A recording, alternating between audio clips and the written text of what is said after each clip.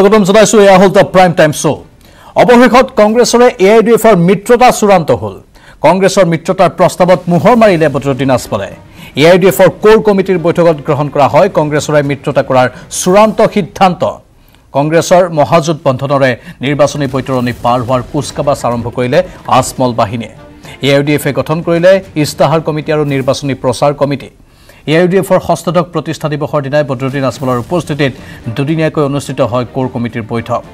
আগন্তুক বিধানসভা নিৰ্বাচনৰ বাবে এতিয়া মুঠতে সাজু হৈছে বিৰোধী দল কংগ্ৰেছ আৰু এআইডিএফ। দুদিনীয়া কোৰ কমিটিৰ প্ৰথম দিনাই এআইডিএফে মহাজোঁটত অংশগ্ৰহণৰ চূড়ান্ত সিদ্ধান্ত ল'লে। এই চূড়ান্ত সিদ্ধান্তটোৰ বাবে যেন সকলোৱে অপেক্ষাৰত আছিল আৰু এতিয়া বাস্তৱ হ'ল। বিধানসভা নিৰ্বাচনৰ বাবে এতিয়া মুঠতে যিকোনো প্ৰকাৰে আগন্তুক দিনত নিৰ্বাচনী প্ৰচাৰ চলোৱাৰহে কথা। এআইডিএফ আৰু কংগ্ৰেছৰ এই মিত্ৰজোঁটে কেনেধৰণৰ ইংগিত গ্ৰহণ কৰিছে, কি হ'ব আগন্তুক দিনত, কিমান সহায় কৰিব দুয়োটা দলক, ৰাজনৈতিকভাৱে এই সমগ্ৰ বিষয়টোৰ আমি বিশ্লেষণাত্মক কিছু তথ্য আপোনালোকৰ বাবে লৈ আহিম। আমাৰ সতীৰ্থ জ্যেষ্ঠ সাংবাদিক বিপুল বৰ্মন আমাৰ সৈতে লাইভত আছে। আমি প্ৰথমে বিপুল বৰ্মনৰ সৈতে কথা পাতিম, তাৰ পাছত বিভিন্নজনৰ ভাষ্যসমূহ শুনাম। সতীৰ্থ জ্যেষ্ঠ সাংবাদিক বিপুল বৰ্মন, মই আপোনাৰ কাষলৈ গৈছোঁ। অলপ যদি বিশ্লেষণাত্মক দৃষ্টিৰে চাওঁ, এতিয়া আৰু কোনো লোকঠাক নাই, এতিয়া অপেনলি তেওঁলোকে মিত্ৰতা যিহেতু কৰি ল'লে, আগন্তুক দিনত এই নিৰ্বাচনত কেনেধৰণৰ প্ৰভাৱ পেলাব পাৰে, কেনেধৰণে এই দুয়োটা দলক সহায় কৰিব পাৰে, সঁচাকৈ সহায় কৰিবনে মিত্ৰতাই? প্ৰাঞ্জল, কংগ্ৰেছ আৰু এআইডিএফৰ মৈত্ৰী, যিটো এই কংগ্ৰেছৰ মহাজোঁট, যিটো তেওঁলোকে এআইডিএফকে লৈ কা বিৰোধী যিবোৰ বিভিন্ন দল সংগঠন আছে, এতিয়া ৰাজনৈতিক দল হ'ল অসম জাতীয় পৰিষদ বা যিটো ৰাইজৰ দল বা অন্যান্য অজিত ভূঞাৰ যিটো আঞ্চলিকতাবাদী গণমৰ্চা, এই সকলোবোৰ লগ হৈ এটা তেওঁলোকে বৃহৎ যিটো মহাজোঁট কৰিব বিচাৰিছে। আৰু আজি এআইডিএফৰ তৰফৰ পৰা আমাক জনাইছিলে যে আজিৰ দিনটো যিহেতু আৰু মাত্ৰ 5 মাহ সময় আছে, 5 মাহৰ পিছত বিধানসভা নিৰ্বাচনৰ অধিসূচনা জাৰি কৰিব, গতিকে আজিৰ দিনটোত এআইডিএফৰ যিহেতু প্ৰতিষ্ঠা দিৱস, ষষ্ঠদশ প্ৰতিষ্ঠা দিৱস, তেওঁলোকে আজি দুদিনীয়াকৈ যিখন অতি গুৰুত্বপূৰ্ণ কোৰ কমিটিৰ সভা অনুষ্ঠিত কৰিছিলে, এতিয়াও সভা চলি আছে। শনিবাৰ দেওবাৰ আজি সভা অনুষ্ঠিত হৈছে, কাইলৈ সভাখন শেষ হ'ব।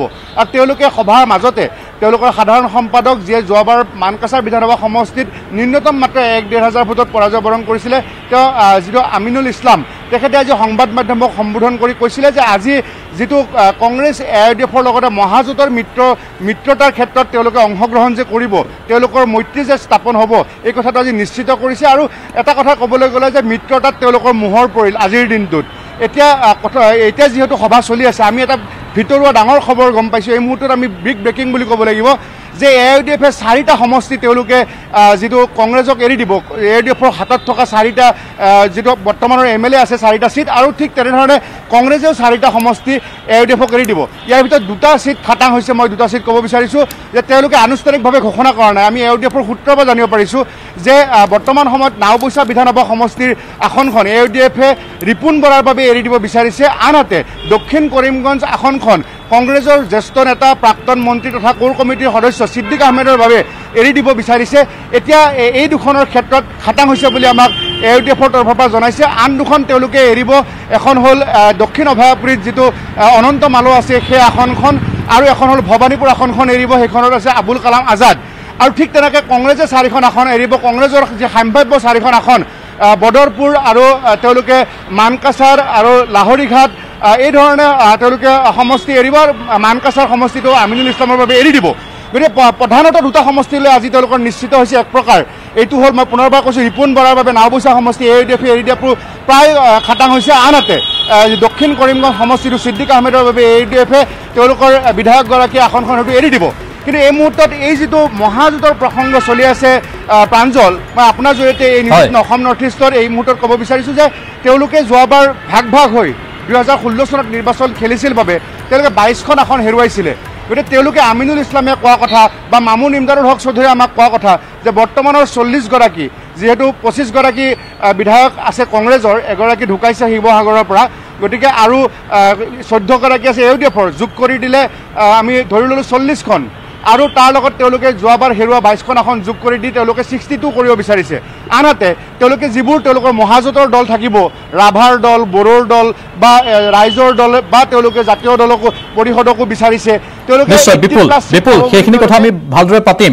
বিপুল বৰ্মন সেইখিনি কথা আমি অলপ ভালদৰে সূক্ষ্মভাৱে অধিক তথ্য সহকাৰে পাতিম বিপুল কিন্তু সবাতোকৈ ডাঙৰ খবৰটো আপুনি ইতিমধ্যে জনাইছে big breaking news 18 Assam north ইষ্টৰ দৰ্শকসকলৰ বাবে যেহেতু কংগ্ৰেছ AIDFৰ মিত্ৰতাত মোহৰ মৰা হ'ল চূড়ান্ত হ'ল আৰু তাৰ মাজতেই দুয়োটা দলে এটাই আনটো দলক 4খনকৈ আসন এৰি দিয়াৰ কথা সিদ্ধান্তৰ কথা তেওঁলোকে ঘোষণা কৰিছে বা চিন্তা চৰ্চা কৰি আছে ভিতৰুৱা খবৰ আমি জনাইছো আমাৰ সতীৰ্থ জ্যেষ্ঠ সাংবাদিক বিপুল বৰ্মনৰ জৰিয়তে যে কংগ্ৰেছে AIDFক 4খন আসন এৰি দিব 4টা সমষ্টি এৰি দিব আৰু AIDFে কংগ্ৰেছক 4টা সমষ্টি এৰি দিব এইটো হ'ল সবাতোকৈ ডাঙৰ খবৰ ইতিমধ্যে কোন কেইটা সমষ্টি এৰি দিয়া হ'ব এটাই আনটো দলক সেইখিনি তথ্য বিপুলে জনালে কিন্তু বিপুল আন এটা কথা যে তেওঁলোকৰ বৰ্তমানৰ বিধায়ক থকা সমষ্টিও যেহেতু এৰি দিয়াৰ কথা অলপ চিন্তা চৰ্চা চলিছে AIDF দলৰ পৰা ভৰিত কোঠা মৰা নহবনে সেইটো সিদ্ধান্ত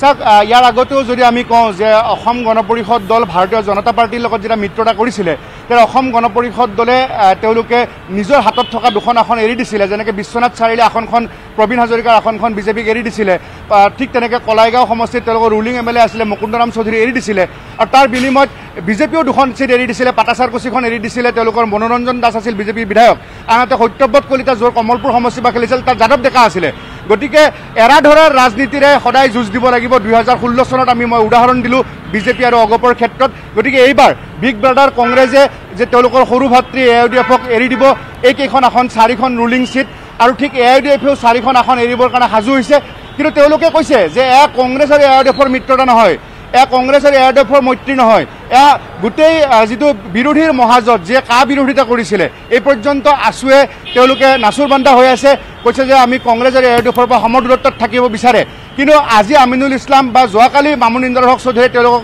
আহ্বান জনাইছিলে যোৱাকালি অজিত ভূঞাও আমাক ইণ্টাৰভিউ দিছিলে যে এই মহাজোঁটত যে আছু আৰু জাতীয়তাবাদী যুৱশক্তি পৰিষদৰ দল যে অসম জাতীয় পৰিষদ তেওঁলোক আহিব লাগে ৰাইজৰ দল আহিব লাগে আৰু অন্যান্য যি জাতি জনগোষ্ঠীয় দল আছে আহি সকলোৱে বিজেপিৰ বিৰুদ্ধে মাৰ বান্ধি থিয় হ'ব লাগে বুলি তেওঁলোকে আহ্বান জনাইছিলে গতিকে 2-4 দিন পিছত তৰুণ গগৈ গা ভাল পোৱাৰ পিছত বা তেওঁলোকৰ অন্যান্য যিসকল হাইকমাণ্ডৰ নেতা আছে তেওঁলোক অহাৰ পিছত এতিয়া আমি গম পাম যে নৱেম্বৰ মাহত তেওঁলোকে গোটেই চিট শ্বেয়াৰিং কিন্তু আৰু এটা ভিতৰুৱা খবৰ আছে যে 32খন আসনত AIDFে প্ৰতিদ্বন্দ্বিতা কৰিব স্মল ব্ৰাদাৰ হিচাপে আৰু বিগ ব্ৰাদাৰ হিচাপে প্ৰায় 80খন চিটত কংগ্ৰেছে প্ৰতিদ্বন্দ্বিতা কৰিব বাকীখিনি যি 10-15খন চিট আছে এইখিনি এখন নতুন দলকেইটাকে মুঠতে 112টা কথা বতৰা চলি আছে বিপুল মুঠতে কংগ্ৰেছ আৰু AIDFে মিলি 112টা সমষ্টিত প্ৰতিদ্বন্দ্বিতা কৰাৰ সপোন ৰচিছে পৰিকল্পনা গ্ৰহণ কৰিছে আৰু ভিতৰুৱা খবৰসমূহ আপুনি ধাৰাবাহিকভাৱে জনাই আছে এক্সক্লুচিভ খবৰ আমি আমাৰ নেটৱৰ্ক 18 নিউজ 18 অসম নৰ্থ ইষ্টৰ দৰ্শকসকলক জনাইছো কিন্তু লগতে আন এটা প্ৰসংগ আহিছে যে AIDFে 32খন আসনত প্ৰতিদ্বন্দ্বিতা কৰিব ইয়াত হয়তো বেছিভাগ নামনি অসমৰ সমষ্টি থাকিব নহয় জানো উজনিত হয়তো সিমান এটা ভেটি শক্তিশালী কৰিব নোৱাৰিব কেৱল কেইটামান সমষ্টি বাদে মধ্য অসমৰ কেইটামান সমষ্টি বাদে বা লখিমপুৰৰ এটা সমষ্টি বাদে হয় আপুনি অত্যন্ত গুৰুত্বপূৰ্ণ কথা কৈছে আমি যদি ভোটৰ পেটাৰ্ণটো চাওঁ তেতিয়া নামনি অসমত কিন্তু কংগ্ৰেছ আৰু AIDFৰ এই যদি বিৰোধীৰ মহাজোঁট হয় তেতিয়াহ'লে কিন্তু সাহসীয় দলটোৱে কিন্তু বৰক্ষেত্ৰী সমষ্টিখন আসনখন হেৰুৱাৰ সম্ভাৱনা আছে ঠিক তেনেকৈ হাজো সমষ্টিটো কাৰণ যদি কংগ্ৰেছৰ ভোটটো যদি 30,000 আছে আৰু যদি AIDFৰ ভোটটো যদি 25,000 আছে তেনেহ'লে 55,000 হৈছে আৰু বিজেপিয়ে পাইছে 50,000 তাৰমানে 5,000 এতিয়াও লিড আছে এই যিটো বিৰোধী ঐক্যৰ হাতত গতিকে তেনেধৰণৰ চিট আছে বিলাচীপাৰা পূব সমষ্টিত অশোক সিংঘি ঠিক গোলগঞ্জ সমষ্টিত আছে অশ্বিনী ৰায় চৰকাৰ মংগলদৈত আছে যিটো বৰ্তমানৰ বিধায়ক যিটো গুৰুজ্যোতি দাস আংগুলতা আছে যি বটদ্ৰবাদ বা ডিম্বেশ্বৰ দাস আছে ৰহা সমষ্টিত এই আসনবিলাকত বিৰোধীৰ যিটো কংগ্ৰেছ AIDFৰ ভোট বিভাজনৰ কাৰণে বিজেপি জয়লাভ কৰিছিলে গতিকে তেওঁলোকৰ এই মিত্ৰতা যদি চূড়ান্ত পৰ্যায় পায় আজিতো একপক্ষীয়ভাৱেতো জনালে AIDFে যে আমি মিত্ৰতা কৰিবলৈ আগ্ৰহী এটা কংগ্ৰেছৰ ফালৰ পৰা চিট শ্বেয়াৰিং এই বিভিন্ন ধৰণৰ কথা আছে যদি মিত্ৰতাৰ চূড়ান্ত পৰ্যায়ত যদি মহাজোঁট সঁচাকৈ হয় তেতিয়াহ'লে কিন্তু প্ৰত্যাহ্বান কঢ়িয়াই আনিব প্ৰাঞ্জল ধন্যবাদ জনাইছো বিপুল এইখিনি শেহতীয়া তথ্যৰ বাবে আপুনি বহুকেইটা গুৰুত্বপূৰ্ণ খবৰ দিলে আৰু প্ৰতিক্ৰিয়াও যিহেতু আহিছে আজি দিনৰ ভাগত বা সন্ধিয়াৰ সময়ত যিখিনি প্ৰতিক্ৰিয়া গ্ৰহণ কৰা হৈছিল সেই প্ৰতিক্ৰিয়াখিনি আমি আগবঢ়াব বিচাৰিছো এতিয়া যিহেতু ভিতৰুৱাকৈ তেওঁলোকৰ এখন বিশেষ বৈঠক চলি আছে সেই বৈঠকখনৰো শেহতীয়া আপডেট আমি পৰৱৰ্তী সময়ত আগবঢ়াম কিন্তু এটা প্ৰতিক্ৰিয়া শুনাই লৈছোঁ স্পষ্টভাৱে হৈছে সেই সিদ্ধান্তটো হ'ল যে আমাৰ যিটো গ্ৰেণ্ড এলায়েন্সৰ কথা কংগ্ৰেছৰ লগত যিটো গ্ৰেণ্ড এলায়েন্সৰ কথা কংগ্ৰেছ আৰু আদাৰ্ছ যিখিনি পলিটিকেল পাৰ্টি লেফ্ট পাৰ্টি আছে অজিত ভূঞাৰ পাৰ্টি আছে আৰু কিছু কিছু ইথনিক গ্ৰুপ যিবিলাক আছে সেই তেখেতসকলৰ লগত আমাৰ যিটো বিভিন্ন লাইনত কথা বতৰা চলি আছে আৰু আজিৰ সিদ্ধান্ত আমাৰ কোৰ কমিটি এটা সিদ্ধান্ত আমি এতিয়ালৈকে উপনীত হৈছোঁ যথেষ্ট আলোচনাৰ পিছত আমি এটা সিদ্ধান্তত আহি উপনীত হৈছোঁ যে আমাৰ আগত যিটো মানে সভাপতি সাহেবে যিটো সিদ্ধান্ত দিছিল আজি কোৰ কমিটিটো সন্মতি দিছে। এই মুহূৰ্তৰ আন এক ডাঙৰ খবৰ আমি জনাব বিচাৰিছোঁ। নগাঁও জিলা কংগ্ৰেছৰ সাধাৰণ সম্পাদকৰ ঘৰত আৰক্ষীয়ে অভিযান চলাইছে। আৰক্ষীয়ে জব্দ কৰিছে 6খনকৈ ট্ৰেক্টৰ। ৰাজ সাহায্যযুক্ত ট্ৰেক্টৰ ক্ৰয় কৰি বিক্ৰীৰ বাবে ৰখাৰ সন্দেহ কৰা হৈছে। কংগ্ৰেছ নেতা আবু বক্কৰ ছিদ্দিকক এই সন্দৰ্ভত সোধা পোছা চলাব আৰক্ষীয়ে। জুৰিয়াৰ আলি টাঙনিৰ ঘৰত গোপন সূত্ৰৰ ভিত্তিতে আৰক্ষীয়ে এই অভিযান চলাইছিল। প্ৰাক্তন মন্ত্ৰী ৰকিবুল হুছেইনৰ ঘনিষ্ঠ হিচাপে পৰিচিত আবু বক্কৰ ছিদ্দিক। অভিযানৰ খবৰ আমি জনাইছোঁ। নগাঁও জিলা কংগ্ৰেছৰ সাধাৰণ সম্পাদকৰ ঘৰত আৰক্ষীৰ অভিযান। আজি কেৱল এটা স্থানতে নহয়, আন এটা প্ৰান্ততো আৰক্ষীয়ে কংগ্ৰেছী নেতাৰ ঘৰত অভিযান চলাইছে। সেইখিনি খবৰ আমি কিছু সময়ৰ পাছত দিম। বৰপেটাৰ পৰা সেই খবৰটো আহিছে। হঠাৎ কংগ্ৰেছীৰ ঘৰত এই অভিযানসমূহ কিয়? এইবাৰ নগাঁৱৰ খবৰটো আমি প্ৰথমে দি লৈছোঁ। নগাঁও জিলা কংগ্ৰেছৰ সাধাৰণ সম্পাদকৰ ঘৰত আৰক্ষীয়ে অভিযান চলালে আৰু আৰক্ষীয়ে 6খনকৈ ট্ৰেক্টৰ জব্দ কৰিছে। ৰাজ সাহায্যযুক্ত ট্ৰেক্টৰ ক্ৰয় কৰি বিক্ৰীৰ বাবে ৰখাৰ সন্দেহ কৰা হৈছে, যাৰ বাবেই জব্দ কৰিছে। হঠাৎ এই অভিযান চলিছে, বিশেষ সূত্ৰৰ ভিত্তিতে অভিযান চলিছে। আমাৰ সতীৰ্থ নীলোৎপল বৰা লাইভত আছে। নীলোৎপল, এটা ডাঙৰ খবৰ সন্মুখলৈ আহিছে, আপোনাৰ লগত আৰু কি আপডেট আছে? নিশ্চয় প্ৰাঞ্জল, এই মুহূৰ্তত এটা ব্ৰেকিং নিউজ যে ক'ব লাগিব যে নগাঁও জিলা কংগ্ৰেছৰ সাধাৰণ সম্পাদক আবু বক্কৰ ছিদ্দিক, তেওঁৰ ঘৰত ইতিমধ্যে আৰক্ষীয়ে অভিযান চলাই 6খন নহয়, প্ৰকৃততে আমাৰ প্ৰথম অৱস্থাত কিছু ভুল হৈছিলে, 5খনকৈ ট্ৰেক্টৰ জব্দ কৰিছে। আৰু সেই 5খন ট্ৰেক্টৰ সন্দেহ কৰিছে যে ৰাজ সাহায্যযুক্ত ট্ৰেক্টৰ, হয়তো কৃষকৰ বাবে আবণ্টিত ট্ৰেক্টৰ হয়তো বিক্ৰীৰ বাবে আনিছিলে বা তেনেকৈ ৰাখিছিলে। কিন্তু বৰ্তমান তেওঁলোকে থানাত কিছু কাগজ পাতি দিছে যদিও সেয়া সকলো বেলেগ বেলেগ লোকৰ নামত দিছে। গতিকে কিহৰ বাবে 5খনকৈ ট্ৰেক্টৰ ৰাখিছিলে সেয়াও সন্দেহৰ বিষয়। আৰু যিহেতু বিৰোধী দল কংগ্ৰেছৰ জিলা কংগ্ৰেছৰ সাধাৰণ সম্পাদক আবু বক্কৰ ছিদ্দিক, তেওঁ জিলা পৰিষদৰ সদস্য হিচাপে তেওঁ নিৰ্বাচনত অৱতীৰ্ণ হৈছিলে। তেওঁৰ ঘৰত, জুৰিয়াৰ আলি টাঙনিৰ ঘৰত আৰক্ষীয়ে অভিযান চলাই ট্ৰেক্টৰ জব্দ কৰাৰ পিছত তীব্ৰ প্ৰতিক্ৰিয়াৰ সৃষ্টি হৈছে। আৰু মই এটা কথা ক'ম যে ইতিমধ্যে আমাৰ লগত নগাঁও জিলা যি অসম জেডিপি যুৱ ছাত্ৰ পৰিষদৰ নগাঁও জিলা সমিতিৰ সাধাৰণ সম্পাদক প্ৰাগজ্যোতিষ বনিয়া আছে, আমি তেওঁৰ পৰা জানিব চেষ্টা কৰিম। যিহেতু কৃষকৰ বাবে আবণ্টিত আঁচনিত ব্যাপক লুণ্ঠনৰ প্ৰতিবাদ ইতিমধ্যে কংগ্ৰেছেও কৰি আছে বিজেপি চৰকাৰৰ বিৰুদ্ধে, কিন্তু কংগ্ৰেছ নেতাৰ ঘৰতে এইবাৰ ট্ৰেক্টৰ জব্দ কৰা হৈছে। নিশ্চয়কৈ প্ৰাগজ্যোতিষ, এটা কথা আপোনাৰ পৰা জানিব চেষ্টা কৰিম। যিহেতু আপোনালোকে বিভিন্ন সময়ত কৃষক বিৰোধী নীতিৰ বিৰুদ্ধে প্ৰতিবাদ কৰি আহিছে আৰু বিৰোধী দল কংগ্ৰেছেও তেওঁলোকে প্ৰতিবাদ কৰিছে, কিন্তু এয়া যে আজি কংগ্ৰেছে এগৰাকী নেতাৰ ঘৰতে 5খনকৈ ট্ৰেক্টৰ জব্দ হৈছে, কি ক'ব আপুনি? নিশ্চয়কৈ এটা কথা আপোনালোকৰ সংবাদ মাধ্যমৰ জৰিয়তে গম পাই আমি তাৎক্ষণিকভাৱে প্ৰতিক্ৰিয়া প্ৰকাশ কৰিছোঁ উক্ত বিষয়টোৰ সন্দৰ্ভত। প্ৰথমতে আমি ক'ব লাগিব, কাকনো বুলিম ককা সকলোৰে দাড়ি চুলি পকা। সেই কংগ্ৰেছে কওক, বিজেপিয়ে কওক, AYDF কওক, অন্যান্য যিসমূহ বৰ্তমানৰ অসম মুলুকত যিসমূহে ৰাজনীতিৰ ক্ষেত্ৰখন চলাই আছে, এই সকলোবিলাক যে তেখেতসকলে SI কাণ্ডই কওক বা অন্যান্য এতিয়া ট্ৰেক্টৰ বাৰিচুকত ওলোৱা কাণ্ডই কওক, এইবিলাকে প্ৰকৃততে অসমীয়া ৰাইজক অতিষ্ঠ কৰি তুলিছে। যি সময়ত এজন কৃষকক প্ৰতিটো বস্তু লাগিছিল, দৰকাৰ হৈছিলে, যিবোৰ আহিলা লাগিছিলে, সঁজুলি লাগিছিল, অত্যাধুনিক সা সৰঞ্জাম লাগিছিলে, সেইবোৰ নিৰ্দিষ্ট কিছুমান মানে হৰলুকি কৰি নিজস্ব মুনাফাৰ কাৰণে যিদৰে এই কাৰ্যবোৰ কৰিছে, আমি তাত হতচকিত হৈছোঁ। অসম জাতীয়তাবাদী যুৱ ছাত্ৰ পৰিষদে তীব্ৰভাৱে গৰিহণা দিছোঁ। আমি গম পাই কথাটো, আমি এটা কথা চাব লাগিব যে অসমীয়া ৰাইজক প্ৰকৃততে এই দলসমূহে ঠগি আহিছে। আগন্তুক 21 চনত যি আমাৰ বিকল্প আহিছে, এই বিকল্পকে অসমীয়া ৰাইজে আঁকোৱালি ল'ব, এইটো প্ৰমাণ হৈছে। কাৰণ ঠিকে আছে নীলোৎপল, তেওঁ বিকল্পৰ কথা কৈছে। নীলোৎপল, তেওঁ বিকল্পৰ কথা কৈছে, ঠিকে আছে বাৰু, তেওঁ কথাখিনি আমি শুনালোঁ। কিন্তু আমি এটা কথা জানিব বিচাৰিছোঁ আপোনাৰ পৰা যে হঠাৎ কংগ্ৰেছৰ বিৰুদ্ধে, কংগ্ৰেছী নেতাৰ বিৰুদ্ধে এই অভিযান চলোৱা হ'ল, তাকো সন্দেহ কৰিয়ে অভিযান চলোৱা হ'ল। বৰপেটাতো অভিযান চলিছে, কিছু ৰহস্যৰ তাত সৃষ্টি হোৱা যেন আমাৰ অনুভৱ হয়। প্ৰাক্তন মন্ত্ৰী ৰকিবুল হুছেইনৰ ঘনিষ্ঠ আকৌ এইগৰাকী, যিগৰাকী আবু বক্কৰ ছিদ্দিক, যাৰ ঘৰত অভিযান চলিছে। SI কেলেংকাৰীৰ সময়ছোৱাতেই এই সমগ্ৰ অভিযান।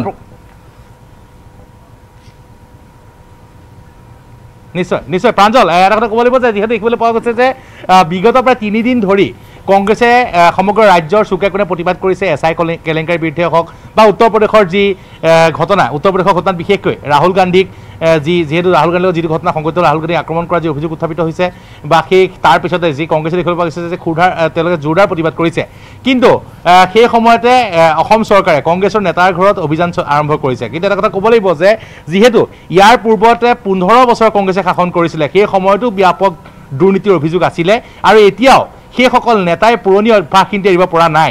সেয়ে হয়তো বিজেপিয়ে নিৰ্বাচনৰ পূৰ্বে কংগ্ৰেছো যে এই দুৰ্নীতিৰ বোকাত লুতুৰি পুতুৰি হৈ আছে, কেৱল তেওঁলোকৰ গাতে দুখ নাই। গতিকে তেওঁলোকৰ সেই যি দায় আছে, সেই দুখ আছে বা যিখিনি কলংকৰ চেকা আছে, সেয়া কমাবলৈ কংগ্ৰেছৰ যিখিনি দুৰ্নীতি আছে সেয়া উদঙাবলৈ হয়তো এই অভিযান চলাইছে। আৰু সেই অভিযানৰ সফলতা কিন্তু আৰক্ষীয়ে লাভ কৰিছে। আজি জুৰিয়াত 5খনকৈ ট্ৰেক্টৰ যি জব্দ কৰিছে সেই এই ঘটনা বৰ্তমানেও যি অনুসন্ধান অব্যাহত আছে জুৰিয়া থানালৈ লৈ যোৱা হৈছে ইতিমধ্যে যুৱ ছাত্ৰ পৰিষদৰ যিগৰাকী নেতা তেখেতে ক'লেই যে কাকনো বুলিম ককা সকলোৰে দাড়ি চুলি পকা গতিকে অসমৰ ৰাইজক সকলোৱে ঠগি আহিছে অসমৰ কৃষকক ঠগি আহিছে আৰু সেই কৃষকক ঠগাৰ যি বা অসমৰ ৰাইজক যি ঠগি আহিছে যি কেলেংকাৰী হৈছে তাৰ উচিত তদন্ত হ'ব লাগে কংগ্ৰেছে হওক বিজেপিয়ে হওক অগপই হওক AIDF হওক কোনেও কিন্তু ৰাইজৰ টকা খোৱাৰ কাৰো অধিকাৰ নাই কোনো দুৰ্নীতি কৰি ধন্যবাদ জনাইছো নিলোৎপলখিনি তথ্যৰ বাবে চেকা সকলোৰে গাত আছে আৰু সকলোৱে নিজৰ নিজৰ ক্ষেত্ৰত যেন বহুখিনি দুখ কৰিছে সেয়া আকৌ এবাৰ জল পটপটকৈ ওলাই পৰিছে কিন্তু কংগ্ৰেছে এইখিনি সাংঘাতিক প্ৰতিবাদ কৰি আছে বিজেপিৰ বিৰুদ্ধে বিজেপি চৰকাৰৰ বিৰুদ্ধে SI কেলেংকাৰীক লৈ আৰু আন উত্তৰ প্ৰদেশৰ ঘটনাক লৈ দেশজুৰি প্ৰতিবাদ হৈ আছে আৰু তাৰ মাজতে কংগ্ৰেছৰ বিৰুদ্ধে এই অভিযান যেহেতু ইতিমধ্যে কৈছোঁ যে বৰপেটাত অভিযান চলিছে এই ব্যাগম SI পৰীক্ষাৰ কেলেংকাৰীত বৰপেটা জিলা কংগ্ৰেছৰ প্ৰাক্তন সাধাৰণ সম্পাদক জড়িত থকাৰ এটা বিশেষ তথ্য সন্মুখলৈ আহিছে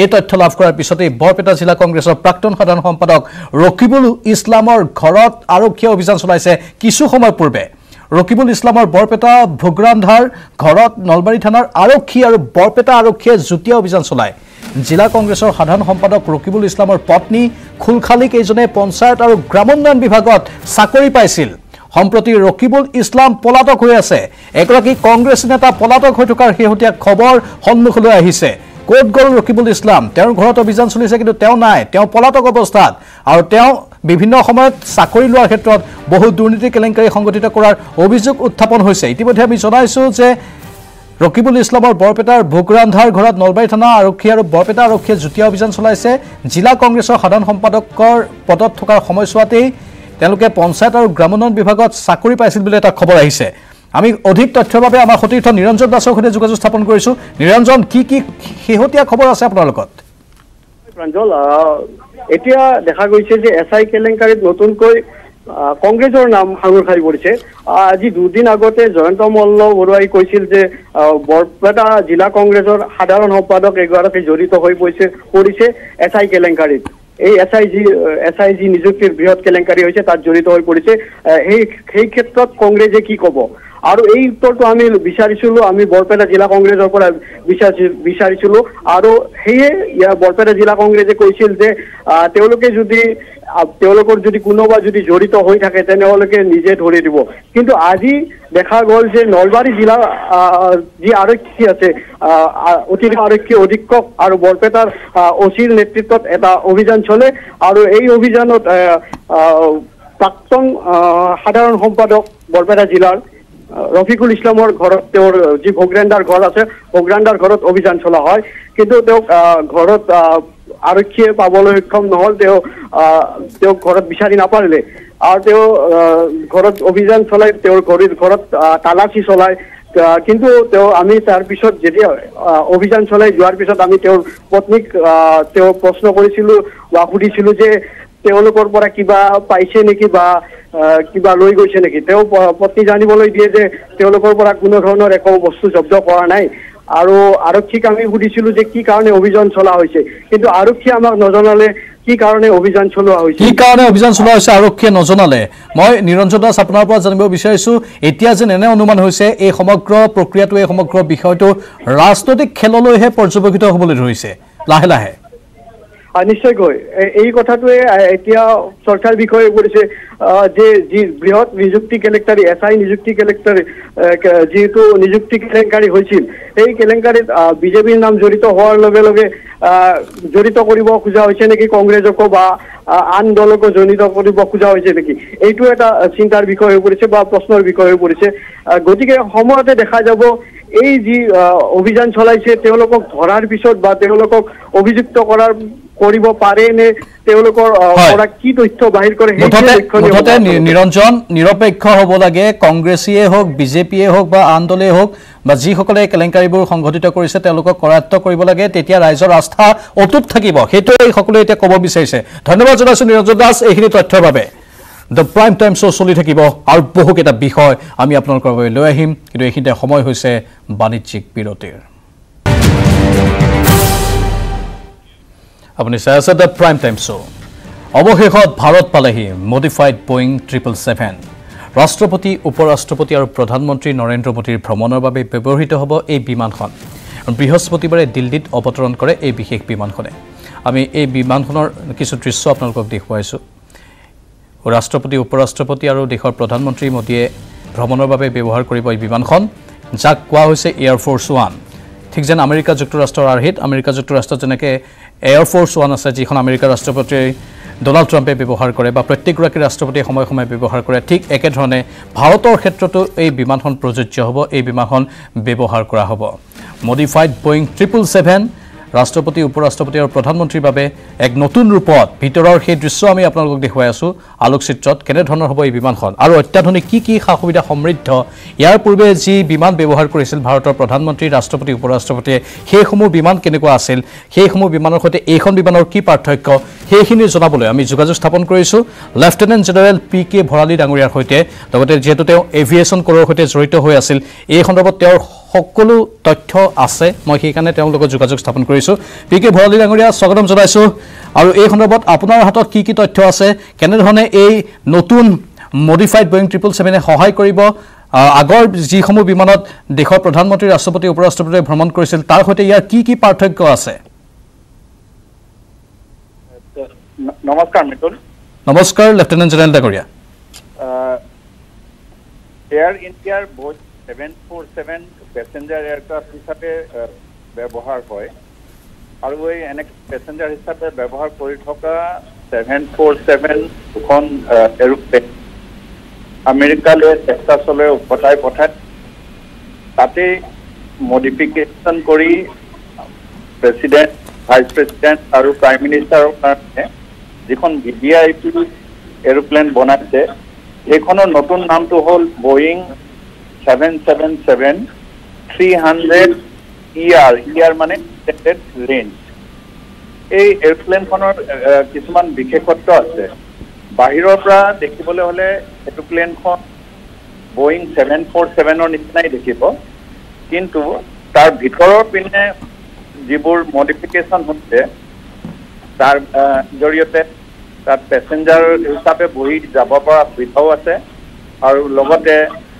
অফিচ স্পেচ বনোৱা হৈছে আৰু কনফাৰেন্সৰ কাৰণে কনফাৰেন্স কেবিনো বনোৱা হৈছে আৰু ইয়াত কমপ্লিটলি ভিডিঅ'ৰ কমিউনিকেশ্যনৰ কাৰণে অডিঅ' আৰু ভিডিঅ' এনেকুৱা কিছুমান লিংক বনোৱা হৈছে যে তাত বহি আমাৰ প্ৰেচিডেণ্ট প্ৰাইম মিনিষ্টাৰ বা ভাইচ প্ৰেচিডেণ্টে দেশে বিদেশে যাৰে লগতে কমিউনিকেশ্যন থাকিব বিচাৰে যেনেকুৱা ধৰণে কথা পাতিব বা ভিডিঅ' লিংক কৰিব বিচাৰিব সেইটো পাব কিন্তু তাতোকো ডাঙৰ কথাটো এইটো হৈছে যে এই এৰোপ্লেন বিশেষকৈ নিজকে প্ৰটেকশ্যন কৰিব পৰাকৈ কোনোবাই যদি এইখন আক্ৰমণ কৰে তেন্তে প্ৰটেকশ্যন কৰিব পৰাকৈ এটা ছেট প্ৰটেকশ্যন শ্বুট এটা আছে যদি গ্ৰাউণ্ডৰ পৰা এৰোপ্লেন ধ্বংস কৰিব লগা হয় তেনেহ'লে এণ্টি এয়াৰক্ৰাফ্ট যিবোৰ মিছাইল ক্ষেপণ কৰা হয় তাৰ মূৰতে এটা ইনফ্ৰাৰেড পিকিং এটা ডিভাইচ থাকে সেইটোৱে এৰোপ্লেনখনৰ ইঞ্জিনৰ পৰা ওলোৱা গৰম হাৱাটোক চেঞ্জ কৰি পেলাই এৰোপ্লেনখনৰ পিনে মিছাইলটোৱে খেদি সেইখিনি সময়ত এই এৰোপ্লেনখনত এটা ছিষ্টেম ডিফেন্স লগোৱা হৈছে যিটোৱে এই মিছাইলৰ মূৰত থকা ইনফ্ৰাৰেড সেন্সাৰ বুজিছো লেফটেনেণ্ট জেনেৰেল PK ভৰালী ডাঙৰীয়া আমি বুজিছো সুৰক্ষাৰ দিশত মুঠতে কটকটীয়া ব্যৱস্থা গ্ৰহণ কৰা হৈছে কিন্তু এটা প্ৰশ্ন পূৰ্বৰখনত এনেধৰণৰ সুৰক্ষাৰ দিশটো চোৱা হোৱা নাছিল নেকি বা নাছিল নেকি এতিয়াখনতহে আছে নেকি এনেকুৱা ধৰণৰ ডিফেন্সিভ প্ৰটেকশ্যন শ্বুট নাছিলে কাৰণ সেইটো টেকনলজিয়ে আমাক এতিয়ালৈকে ভাৰতবৰ্ষত নাছিলে এতিয়া ইণ্ডো US হাই টেকনলজি যিটো চুক্তি আমাৰ দুয়োখন দেশৰ গভৰ্ণমেণ্ট টু গভৰ্ণমেণ্ট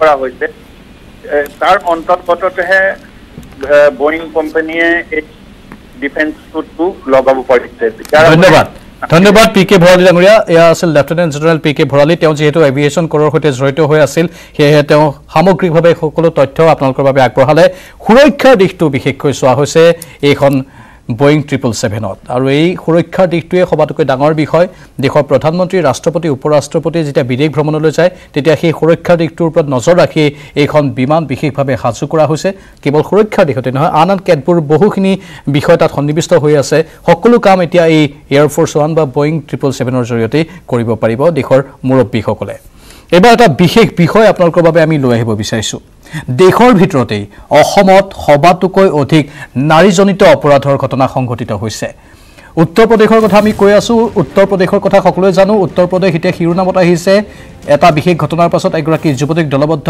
বলৎকাৰ কৰাৰ পাছত তাৰ পাছত আৰক্ষী প্ৰশাসনৰ ভূমিকাক লৈ কিন্তু উত্তৰ প্ৰদেশতকৈ অধিক অসুৰক্ষিত এতিয়া অসমৰ নাৰী সঁচাকৈ উদ্বেগজনক সঁচাকৈ চিন্তনীয় ৰাষ্ট্ৰীয় অপৰাধ ৰেকৰ্ড ব্যুৰোৰ প্ৰতিবেদনত এই ভয়ংকৰ তথ্য সন্মুখলৈ আহিছে অসমত প্ৰতি 1 লক্ষৰ ভিতৰত 118টাকৈ সংঘটিত হৈছে নাৰীৰ বিৰুদ্ধে অপৰাধজনিত ঘটনা আমি আকৌ কৈছো ৰাষ্ট্ৰীয় অপৰাধ ৰেকৰ্ড ব্যুৰোৰ প্ৰতিবেদনত এই ভয়ংকৰ তথ্য আহিছে আৰু অসমত প্ৰতি 1 লক্ষৰ ভিতৰত 118টাকৈ সংঘটিত হৈছে নাৰীৰ বিৰুদ্ধে অপৰাধ আমি আমাৰ দিল্লীৰ ব্যুৰো পাৰ্থ জ্যোতি বৰাৰ সৈতে যোগাযোগ স্থাপন কৰিছো পাৰ্থ দ্য প্ৰাইম টাইম শ্ব'ৰ মাজলৈ আপোনাক স্বাগতম যেহেতু এটা উদ্বেগজনক খবৰ উত্তৰ প্ৰদেশৰ ওপৰতে সকলোৰে এতিয়া দৃষ্টি নিবদ্ধ আছে কিন্তু উত্তৰ প্ৰদেশতকৈও ভয়ংকৰ অৱস্থা অসমৰ ক্ষেত্ৰত প্ৰাঞ্জল যোৱা 30 তাৰিখে নেশ্যনেল ক্ৰাইম ৰেকৰ্ড ব্যুৰোৱে নিজৰ প্ৰতিবেদন দাখিল কৰিছে আৰু সেই প্ৰতিবেদনত 2019 চনত সমগ্ৰ ভাৰতবৰ্ষতে নাৰীজনিত অপৰাধ সমগ্ৰ ভাৰতবৰ্ষতে নাৰীজনিত অপৰাধ কিমান সংঘটিত হৈছিল এই বিষয়ে খতিয়ান দাঙি ধৰিছিল আৰু সকলোকে আচম্বিত কৰি শীৰ্ষস্থান দখল কৰিছে অসম ইতিমধ্যে আপুনি জনাইছে অসম প্ৰতিলক্ষ জনসাধাৰণৰ অনুপাতত 118টা নাৰীজনিত অপৰাধ সংঘটিত হয় ক্ৰাইম এগেইনষ্ট উইমেন সংঘটিত গতিকে 118 যদি আপুনি 3.5 পূৰণ কৰে সেই সংখ্যাটো হ'ব বৃহৎ সংখ্যা এটা হ'ব যিটো সংখ্যা হৈছে অসমত নাৰীজনিত অপৰাধ হোৱাৰ সংখ্যা আৰু সকলোতকৈ উদ্বেগজনক বিষয়টো হৈছে সমগ্ৰ ভাৰতবৰ্ষত যদি কথা চাবলৈ যোৱা যায় সমগ্ৰ ভাৰতবৰ্ষত প্ৰতিদিনে 87 গৰাকী নাৰী ধৰ্ষণ হয় আৰু এই তথ্য চৰকাৰী তথ্য ইতিমধ্যে আপুনি জনাইছে নেশ্যনেল ক্ৰাইম ৰেকৰ্ড ব্যুৰোৱে এই তথ্য সদৰি কৰিছে আৰু নাৰীজনিত অপৰাধ সমগ্ৰ ভাৰতবৰ্ষত 4 লাখ অপৰাধ সংঘটিত হয় উত্তৰ প্ৰদেশ যদি জনসংখ্যা অনুপাতত চোৱা নাযায় মাত্ৰ সংখ্যাটো চোৱা যায় নাৰীজনিত অপৰাধৰ অতি প্ৰত্যাশিতভাৱে উত্তৰ প্ৰদেশ শীৰ্ষস্থানত আছে উত্তৰ প্ৰদেশত নাৰীজনিত অপৰাধ 2019 চনত সংঘটিত সংখ্যাটো হৈছে 5985টা তেনেধৰণৰ সংঘটিত হৈছিল আৰু উত্তৰ প্ৰদেশত নাবালিকাৰ বিৰুদ্ধে যি অপৰাধ নাবালিকাৰ বিৰুদ্ধে ধৰ্ষণেই হওক বা অন্যান্য যি অপৰাধ সংখ্যাটো উত্তৰ প্ৰদেশ শীৰ্ষত উত্তৰ প্ৰদেশত প্ৰায় 7,500 নাবালিকাক নিৰ্যাতিত কৰা হয় আৰু তাৰে সেই নিৰ্যাতনত সোমাই আছে ধৰ্ষণ গতিকে যথেষ্ট উদ্বেগজনক বিষয় ইতিমধ্যে হাথৰাছত উত্তৰ প্ৰদেশৰ হাথৰাছত যি কাণ্ড ঘটিছে গণ ধৰ্ষণৰ পিছত এগৰাকী যুৱতীক হত্যা কৰা হৈছিল সেই ঘটনাই সমগ্ৰ দেশকে কঁপাই তুলিছে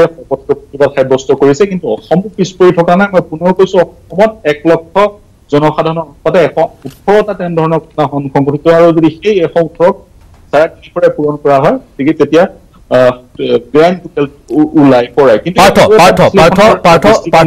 সবাতোকৈ ডাঙৰ খবৰ সবাতোকৈ চিন্তনীয় খবৰ সবাতোকৈ উদ্বেগজনক খবৰ এতিয়া মুঠতে আইন ব্যৱস্থা কঠোৰ হ'ব লাগিব আৰক্ষী কঠোৰ হ'ব লাগিব সকলো কঠোৰ হ'ব লাগিব চৰকাৰো কঠোৰ হ'ব লাগিব নাৰীজনিত অপৰাধ অসমত যে বৃদ্ধি পাব এটা সময়ত হয়তো আমি কল্পনাও কৰিব পৰা নাছিলোঁ কিন্তু এতিয়া নেশ্যনেল ক্ৰাইম কণ্ট্ৰল ব্যুৰোই যিহেতু এইখিনি তথ্য দিছে তাৰ পাছত সঁচাকৈ এক উদ্বিগ্নতাৰে ভৰা সময় আমাৰ নাৰীসকলৰ বাবে আমাৰ যুৱতীসকলৰ বাবে পাৰ্থ হয় প্ৰাঞ্জল আৰু এটা মই জাষ্ট ক'ব বিচাৰিছো এটা কথা আৰু এটা দৃষ্টিভংগী আছে বিশ্লেষণ কৰাৰ সেইটো হৈছে এই সংখ্যাসমূহ আহিছে কাৰণ এই সংখ্যাসমূহ পঞ্জীয়ন হৈছে জুডিচিয়াৰী পঞ্জীয়ন হৈছে থানাত পঞ্জীয়ন হৈছে নতুবা পুলিচ থানাত পঞ্জীয়ন হৈছে গতিকে নাৰীসকল তেওঁলোকৰ বিৰুদ্ধে যি অপৰাধ হৈছে সেই অপৰাধসমূহ ৰুজু কৰিবলৈ আগবাঢ়ি আহিছে কিন্তু অতিকৈ গুৰুত্বৰ কথা হৈছে কনভিকশ্যন কিমান হৈছে দোষী সাব্যস্ত কিমান অপৰাধীক কৰা হৈছে সেইটো গুৰুত্বপূৰ্ণ কথা কিন্তু দোষী সাব্যস্ত খুব কম সংখ্যক অপৰাধীকে কৰা হৈছে কাৰণ আমাৰ যি ন্যায়িক প্ৰক্ৰিয়া সেই প্ৰক্ৰিয়া বহুত দীঘলীয়া আৰু আপুনি যি ধৰণে কৈছে সঁচাকৈ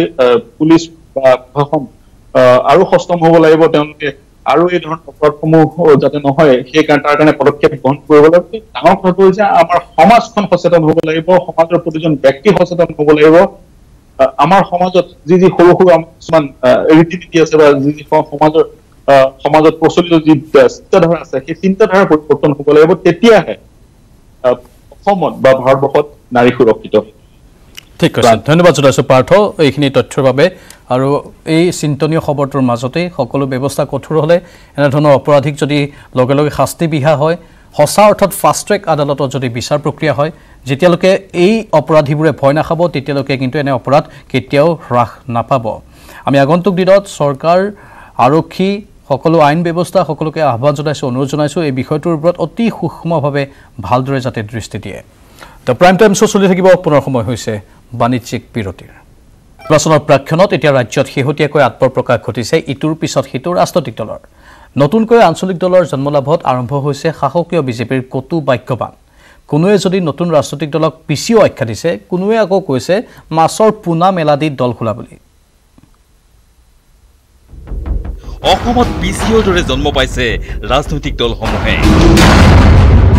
আপোনালোকে দেখিছে আগতে যেতিয়া পিচিঅ'বোৰ আছিলে, এজন মানুহে যদি পিচিঅ' খোলে তাৰপৰা আৰু 10জন মানুহে লাইন কৰি পিচিঅ' খুলি দিয়া নিচিনা এটা অৱস্থা হৈছিলে।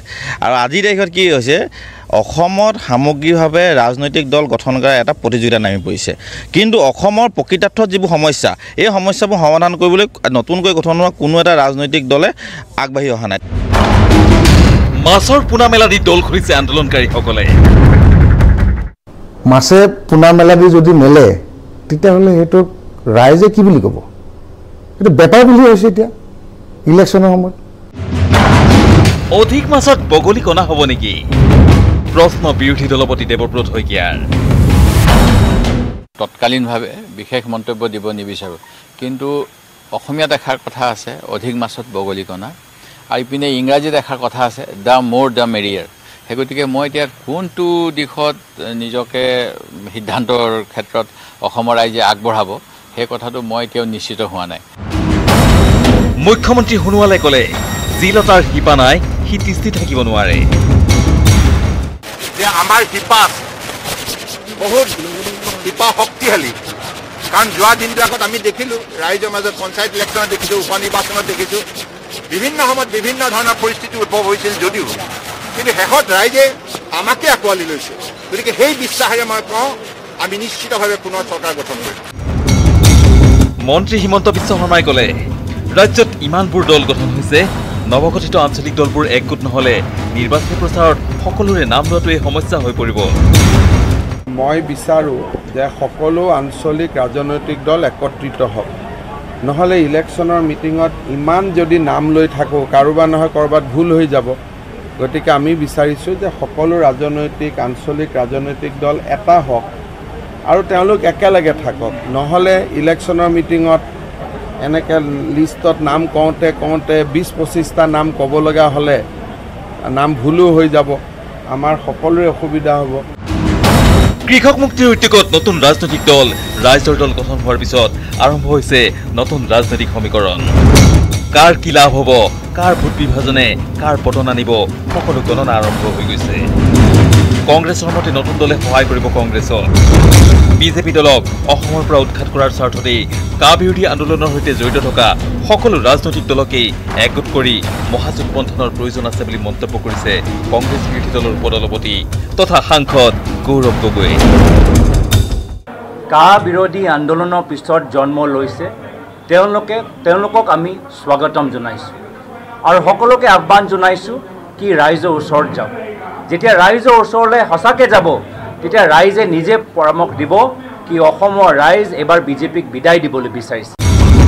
ইয়াৰ মাজতে বিৰোধী দলপতি দেৱব্ৰত শইকীয়াৰ ঘোষণা, আমি বিজেপি বিৰোধী ভোট বিভাজন হোৱাটো বিচৰা নাই, ভোট বিভাজন হ'লে লাভ হ'ব বিজেপিৰে।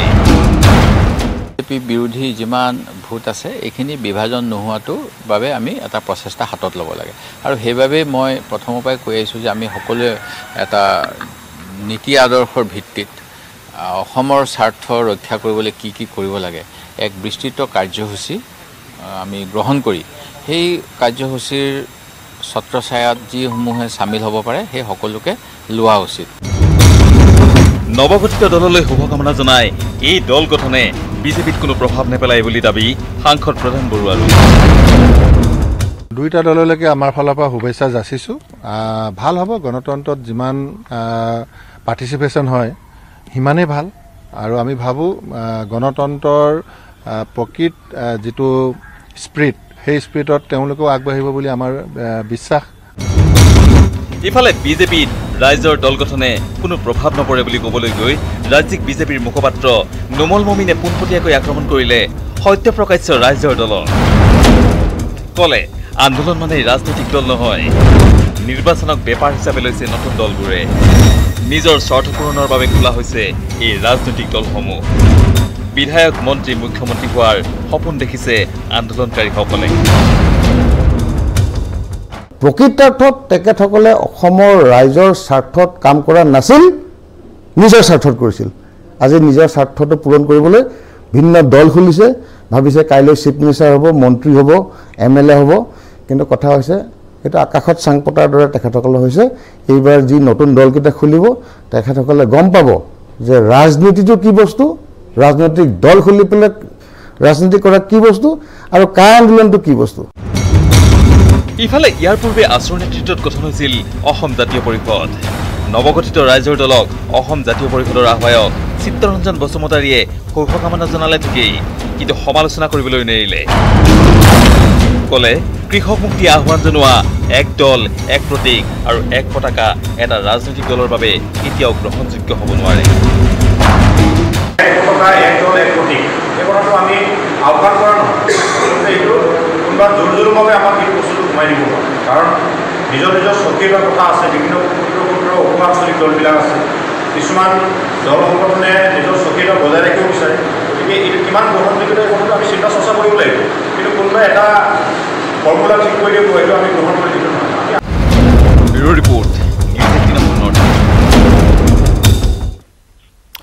ইফালে নতুন ৰাজনৈতিক দলৰ উপদেষ্টাসকললৈ পৰেশ বৰুৱাই এটা আহ্বান জনাইছে আলফাৰ সেনাধ্যক্ষ হয় পৰেশ বৰুৱা আৰু সকলো একত্ৰিত হোক বুলি পৰেশ বৰুৱাই আহ্বান জনাইছে অন্যথা ইতিহাসে হেনো ক্ষমা নকৰিব ৰাজ্যৰ বাবে আঞ্চলিক সকলো দল একত্ৰিত হোক একতা নহলে ক্ষমতালৈ কেনেকৈ আহিব এই সৰু কথাটোকে কিয় বুজা নাই ডাঙৰ ডাঙৰ সাহিত্যিক বুদ্ধিজীৱীসকলে এয়া পৰেশ বৰুৱাৰ এটা মন্তব্য পৰেশ বৰুৱাই এই সন্দৰ্ভত প্ৰতিক্ৰিয়া প্ৰকাশ কৰিছে নতুন ৰাজনৈতিক দলক লৈ এবাৰ আমি যোগাযোগ স্থাপন কৰিছো আমাৰ সতীৰ্থ সাংবাদিক জ্যোতিৰ্ময় চক্ৰৱৰ্তীৰ সৈতে এই নতুন ৰাজনৈতিক দলবোৰৰ কথা এতিয়া সাংঘাতিকভাৱে সকলোৰে মুখে মুখে চৰ্চিত হৈ আছে এটা পাছত এটা নতুন দল খুলিলে এই দলসমূহে ৰাজ্যক বিভ্ৰান্ত কৰিব পাৰে নেকি সেই সন্দৰ্ভতো আমি কালি আলোচনা কৰিছিলোঁ ষ্টুডিঅ'ৰ মজিয়াত কিন্তু জ্যোতিৰ্ময় যেটো নতুন ৰাজনৈতিক দলসমূহে এতিয়া ভুমুকি মাৰিছে কিন্তু জনগাঁথনিৰ দিশটোকো আমি চাব লাগিব বিশেষকৈ নামনি অসমত ধুবুৰী মানকাছৰ এই অঞ্চলসমূহত সংখ্যালঘু ভোটাৰে বিশেষ ভূমিকা গ্ৰহণ কৰে এই নতুন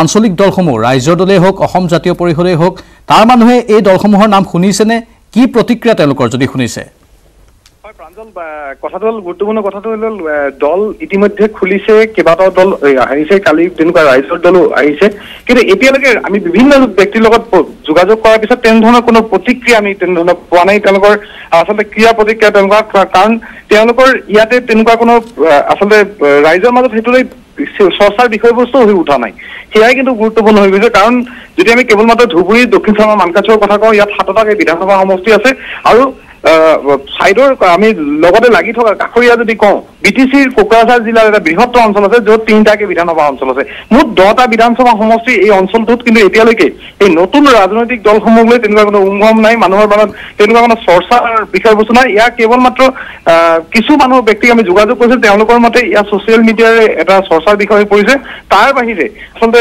তৃণমূল পৰ্যায়তে হওক বা ৰাজনৈতিক যিসমূহ চৰ্চাৰ কেন্দ্ৰ যিসমূহ বজাৰৰ বা দোকান তেনেকুৱা যি চৰ্চাৰ কেন্দ্ৰ তাত কিন্তু এইবিলাক লৈ তেনেকুৱা কোনো আলোচনা এই মুহূৰ্তত দেখা পোৱা যায় নাই হয়তো সময় আগবাঢ়িলে আৰু তেওঁলোকৰ আন প্ৰচাৰ বা প্ৰসাৰ তেনেকৈ হ'লে হয়তো পৰৱৰ্তী সময়ত সেয়া পোৱা যাব কিন্তু এই মুহূৰ্তত প্ৰাঞ্জল আমি এটা কথা ক'ব পাৰোঁ এই সমগ্ৰ অঞ্চলটো যি অঞ্চলৰ কথা আমি প্ৰথমে উল্লেখ কৰিছিলোঁ এই অঞ্চলত কিন্তু নতুন ৰাজনৈতিক দলক লৈ পেলাই তেনেধৰণৰ কোনো ক্ৰিয়া প্ৰতিক্ৰিয়া এই মুহূৰ্তত দেখা পোৱা যোৱা নাই।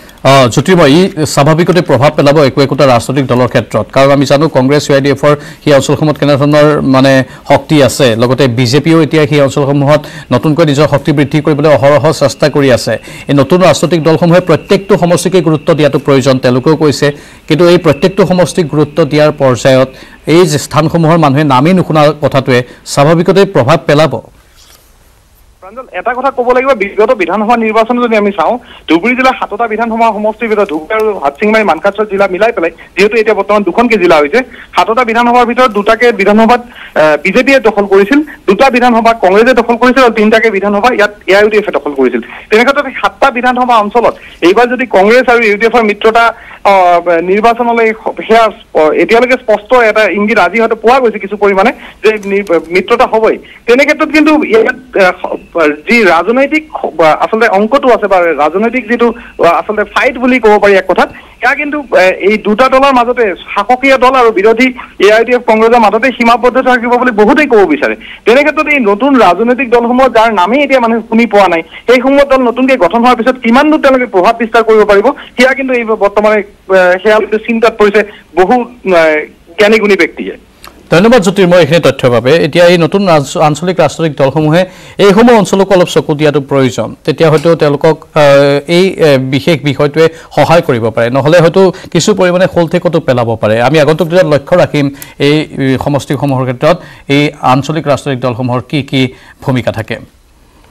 এতিয়া আন এক বিষয়লৈ আগবাঢ়িছোঁ। দেশৰ প্ৰধানমন্ত্ৰীয়ে আজি মুকলি কৰিলে বিশ্বৰ আটাইতকৈ দীঘল সুৰংগ ঘাইপথ। হিমাচল প্ৰদেশত মানালীৰ পৰা লাহৌল স্পিতি ভেলী সংযোগী 9.02 কিলোমিটাৰ দীঘল সুৰংগটো মুকলিয়ে মানালী আৰু লেহৰ মাজত হ্ৰাস কৰিলে বহু কিলোমিটাৰৰ দূৰত্ব। 9.02 কিলোমিটাৰ দৈৰ্ঘ্যৰ এই সুৰংগ পথ দেশৰ প্ৰধানমন্ত্ৰীয়ে মুকলি কৰিলে বিশ্বৰ আটাইতকৈ দীঘল এই সুৰংগ ঘাইপথটো। খোলা জীপত উঠি সুৰংগৰ দক্ষিণ দিশৰ পৰা উত্তৰ দিশলৈ ভ্ৰমণ কৰিলে প্ৰধানমন্ত্ৰীগৰাকীয়ে। তেওঁ পৰিদৰ্শন কৰিলে আটকধুনীয়াকৈ নিৰ্মাণ কৰা সুৰংগ পথটো। সমুদ্ৰ পৃষ্ঠৰ 3000 মিটাৰ উচ্চতাত অত্যাধুনিক প্ৰযুক্তিৰে নিৰ্মাণ কৰা হৈছে এই অটল টানেল। হিমাচল প্ৰদেশত মানালীৰ পৰা লাহৌল স্পিতি ভেলী সংযোগী এইটো হ'ল অটল সুৰংগ। মানালীৰ পৰা লেহলৈ 4-5 ঘণ্টাৰ ভ্ৰমণ 10-15 মিনিটলৈ এতিয়া হ্ৰাস কৰিলে হিমালয়ৰ পীৰ পাঞ্চল ৰেঞ্জত নিৰ্মাণ কৰা এই সুৰংগ পথটোৱে। এই সুৰংগ নিৰ্মাণৰ এক দীঘলীয়া পৰিক্ৰমা আছে। আমি সেই পৰিক্ৰমাখিনিৰ কথা এইবাৰ ক'ব বিচাৰিছোঁ। 2000 চনৰ 3 জুনত তদানীন্তন প্ৰধানমন্ত্ৰী অটল বিহাৰী বাজপেয়ীয়ে লৈছিল এই সুৰংগ পথটো নিৰ্মাণৰ সিদ্ধান্ত। 2002 চনৰ 26 মে'ত আধাৰশিলা স্থাপন কৰা হৈছিল এই সুৰংগ পথটোৰ। 2019 বৰ্ষত প্ৰধানমন্ত্ৰী নৰেন্দ্ৰ মোদীৰ অধ্যক্ষতাত অনুষ্ঠিত কেবিনেট বৈঠকত প্ৰয়াত প্ৰাক্তন প্ৰধানমন্ত্ৰী অটল বিহাৰী বাজপেয়ীলৈ সন্মান জনাই ৰোহতাং সুৰংগটোক নাম দিয়া হয় অটল সুৰংগ। সুদীৰ্ঘ 18 বছৰ পিছত প্ৰধানমন্ত্ৰী নৰেন্দ্ৰ মোদীয়ে ফিতা কাটি ৰিমোট টিপি মুকলি কৰে এই অটল সুৰংগ পথ। অটল সুৰংগ পথৰ উদ্বোধনী অনুষ্ঠানত উপস্থিত থাকে প্ৰতিৰক্ষা মন্ত্ৰী ৰাজনাথ সিং, কেন্দ্ৰীয় বিত্ত ৰাজ্যমন্ত্ৰী অনুৰাগ সিং ঠাকুৰ, হিমাচলৰ মুখ্যমন্ত্ৰী জয়ৰাম ঠাকুৰ। হিমাচলৰ অটল সুৰংগ উদ্বোধন কৰি প্ৰধানমন্ত্ৰী নৰেন্দ্ৰ মোদীয়ে সোঁৱৰিলে ধলা শদিয়া দলং উন্মোচনৰ কথা, লগতে তেওঁ ক'লে বগীবিল দলং উন্মোচনৰ কথাও। এতিয়া সামৰিক, আৰ্থিক আৰু পৰ্যটন ক্ষেত্ৰত ইতিবাচক পৰিৱৰ্তন আনিব মানালী লাহৌল স্পিতি ভেলীক সংযোগ কৰা এই অটল সুৰংগই। প্ৰকৃতিৰ সুষমাৰে ভৰপূৰ হিমাচলক যেন পৰ্যটকৰ বাবে অধিক আকৰ্ষণীয় কৰি তুলিলে ঘোঁৰাৰ খুৰাৰ আকৃতিৰে নিৰ্মাণ কৰা 8 মিটাৰ বহল, প্ৰায় 5.5 মিটাৰ উচ্চতাৰ ডাবল লেনৰ বিশ্বৰ সবাতোকৈ দীঘল ৰাষ্ট্ৰীয় সুৰংগ ঘাইপথটোৱে। বৰফাবৃত হৈ বছৰৰ ছমাহী যাতায়াতৰ অসুচল হৈ পৰা লেহ এতিয়া পৰ্যটকৰ বাবে হৈ পৰিব সুচল। দেশৰ প্ৰধানমন্ত্ৰীয়ে কি ক'লে এবাৰ শুনাব বিচাৰিছোঁ। मैं करीब 2 साल पहले अटल जी के जन्मदिन के अवसर पर असम में था। वहां पर भारत के सबसे लंबे रेल रोड ब्रिज बोगीबिल पुल को देश को समर्पित करने का अवसर मुझे मिला था। ये पुल आज नॉर्थ ईस्ट और अरुणाचल प्रदेश से कनेक्टिविटी का बहुत बड़ा माध्यम है।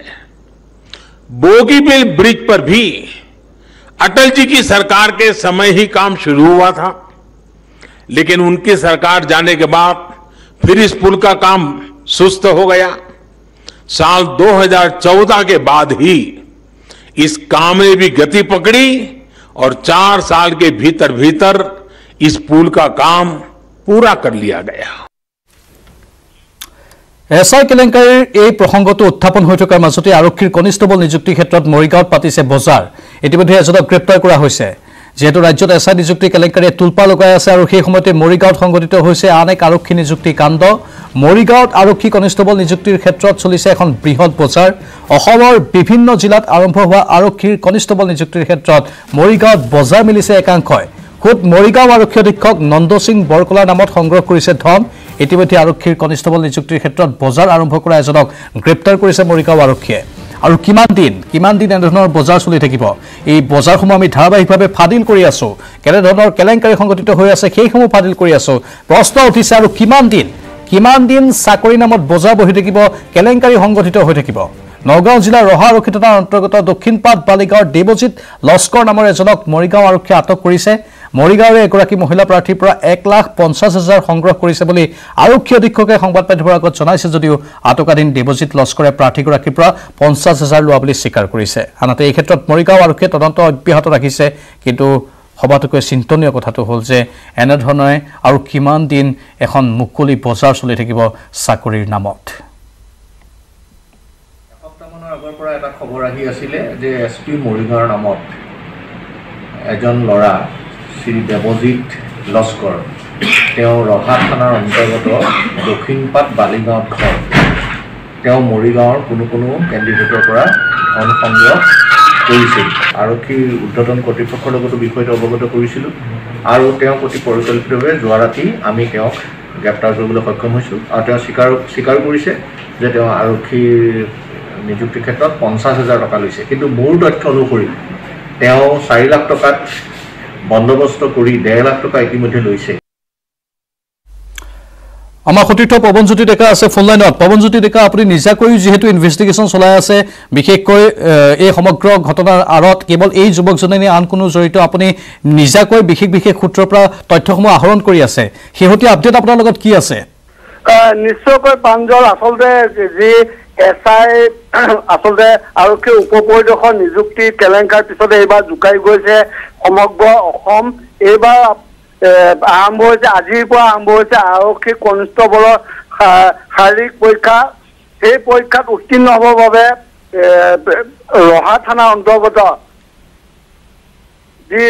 যিজন লোক, তেখেত দেৱজিৎ লস্কৰ, তেখেতে আচলতে এগৰাকী মহিলা কনষ্টেবলৰ প্ৰাৰ্থীৰ পৰা আচলতে ধন দাবী কৰিছিল আৰু এই ধনৰ পৰিমাণ আছিল 4 লাখ টকা।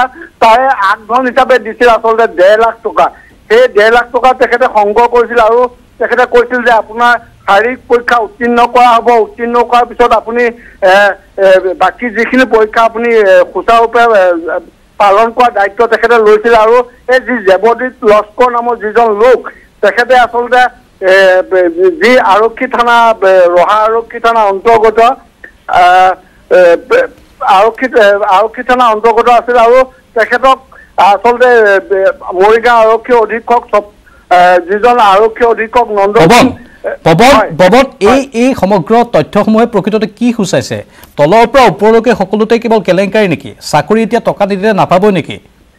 নিশ্চয়কৈ আচলতে যি চাকৰি নামত যি টকা সংগ্ৰহ, সেইখিনি আচলতে ক'বই লাগিব এটা বৃহৎ কেলেংকাৰী। আৰু এই যি কেলেংকাৰীৰ নামত আচলতে ধন সংগ্ৰহ মানে চাকৰি যি নিবনুৱা, সেই নিবনুৱাসকলৰ মাজত প্ৰশ্ন উদয় হৈছে, আচলতে টকা দিলে চাকৰি পায় নেকি?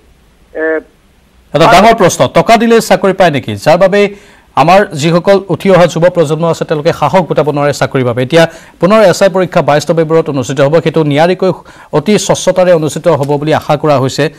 মুখ্যমন্ত্ৰীয়ে কৈছে যে স্বচ্ছতাৰে অনুষ্ঠিত হ'ব, কিন্তু তাত যদি আকৌ কোনোবাই খেলিমেলি সংঘটিত কৰিবলৈ চেষ্টা কৰে, এনে একাংশ লোক যিসকলে খেলিমেলি কৰি আহিছে, তেনেহ'লে বৰ ডাঙৰ কথা হ'ব। আমি খবৰ জনাই থাকিম দ্য প্ৰাইম টাইমছত আৰু বহুকেইটা বিষয় আছে লৈ আহিম, কিন্তু তাৰ পূৰ্বে পুনৰ সময় হৈছে বাণিজ্যিক বিৰতিৰ। ডিমাপুৰৰ নৃশংস হত্যাকাণ্ড সন্দৰ্ভত টকমকা আৰক্ষীয়ে গ্ৰেপ্তাৰ কৰিছে আন এটা অন্যতম অভিযুক্ত। বিপৰীতে অদ্যপি পলাতক হৈ আছে এজন তান্ত্ৰিকসহ আন কেইবাজনো অভিযুক্ত। এটা তান্ত্ৰিকে দীৰ্ঘদিন ধৰি গাঁওখনত অন্ধবিশ্বাস আৰু কুসংস্কাৰ বিয়পোৱাৰ অভিযোগ উঠিছে। দকমকাৰ ডাইনী অন্ধবিশ্বাসৰ আঁৰত তান্ত্ৰিকৰ প্ৰৰোচনাতে হৈছিল নৃশংস হত্যাকাণ্ড। ঘটনাৰ পিছৰে পৰা পলাতক তান্ত্ৰিক ঝানসিং কৌৰ। দকমকাৰ ৰহিমাপুৰৰ বিভৎস ডাইনীকাণ্ড সন্দৰ্ভত আৰু এজনক গ্ৰেপ্তাৰ কৰিছে আৰক্ষীয়ে। গ্ৰেপ্তাৰ টাৰ্জেন গৌৰ নামৰ অন্যতম অভিযুক্তটোক। 9জনকৈ অভিযুক্তক গ্ৰেপ্তাৰ কৰাৰ পিছতেই পোহৰলৈ আহিছে ৰহিমাপুৰৰ গাঁৱৰ দীৰ্ঘদিনৰে পৰা তন্ত্ৰ মন্ত্ৰৰে অন্ধবিশ্বাস বিয়পোৱা ঝানসিং কৌৰ নামৰ এটা তান্ত্ৰিকৰ তথ্য। ঘটনাৰ আগদিনাও তান্ত্ৰিকজন ৰহিমাপুৰলৈ আহিছিল। তান্ত্ৰিক ঝানসিঙৰ প্ৰৰোচনাতেই ৰহিমাপুৰত সংঘটিত হৈছিল এই নাৰকীয় তথা পৈশাচিক ঘটনা। গাঁৱত হোৱা বেমাৰ আজাৰ তথা অপায়মংগলৰ বাবে 50 বছৰীয়া ৰমাৱতী হালোৱা গৌৰ আৰু স্থানীয় শিক্ষক বিজয় গৌৰকে জগৰীয়া কৰি ডাইনী অন্ধবিশ্বাসৰ বশৱৰ্তী হৈ এদল উন্মাদ লোকে মৰিয়াই অতি নিৰ্দয়ভাৱে হত্যা কৰিছিল দুয়োকে। কিন্তু ঘটনাৰ পিছৰে পৰা পলাতক ঝানসিং গৌৰ নামৰ তান্ত্ৰিকটো লক্ষণীয়ভাৱে অন্ধবিশ্বাস কুসংস্কাৰৰ কৰাল গ্ৰাসত সোমাই পৰা গাঁৱৰ গাঁওবুঢ়াসহ আনসকলে আজিও বিশ্বাস কৰে ডাইনী কুসংস্কাৰ। এই আত্মাটো আহি আকৌ ধৰিলে এজনক ছোৱালীক। ধৰাৰ লগে লগে কিছুমান মানুহে একদম জালটোৰ ওপৰত পেলাই দিলে। জাল পেলোৱাৰ পাছত সি একদম বহুতকৈ সুধিলে আৰু তই কোনজন এইটো বোলে, নামটো কওঁ বোলে। কেতিয়াও নকওঁ নামটো, কেতিয়াও নকওঁ। এনেকুৱা কওঁতে আধা ঘণ্টামান হ'ল। নক'লে জালো নুখুলিম বুলি কওঁতে তেতিয়াহে নামটো ক'লে। আৰু কি নাম ক'লে? বিজয় গৌৰ আৰু কিবা হেৰি ৰামা হালবা, ৰামাৱতী হালবা। তেতিয়া ইয়াতে ভালেমান মানুহ গোট খাই আছে ৰাইজে। একদম ডেকাবিলাক নামানি যাই একদম ৰ কওঁতেও নামানিলে। ঘটনাৰ পিছত এতিয়া নিমামাও পৰিৱেশ গাঁওখনত। আৰক্ষীৰ ভয়ত ঘৰ এৰি পলায়ন বহুতৰ। বিজ্ঞান আৰু প্ৰযুক্তিবিদ্যাৰ দ্ৰুত উন্নয়নৰ সময়তো ৰহিমাপুৰ গাঁৱৰ এনে বিভৎস ঘটনা মানৱ সভ্যতাৰ বাবে হতাশাজনক। Bureau report, news 18 Assam North east. আগন্তুক নিৰ্বাচনত বিজেপিক পুনৰ জয়ী কৰোৱাৰ পণ বিজেপিৰ যুৱ শক্তিৰ। শিৱসাগৰত আজিৰে পৰা আৰম্ভ ৰাজ্যিক যুৱ মৰ্চাৰ দুদিনীয়া কাৰ্যনিৰ্বাহক। দলক অধিক শক্তিশালী কৰাৰ আহ্বান মুখ্যমন্ত্ৰী সোণোৱালৰ। পুনৰ দ্বিতীয়টো কাৰ্যকালৰ দায়িত্ব চম্জি ল'লে যুৱ মৰ্চাৰ সভাপতি অনুপ বৰ্মনে।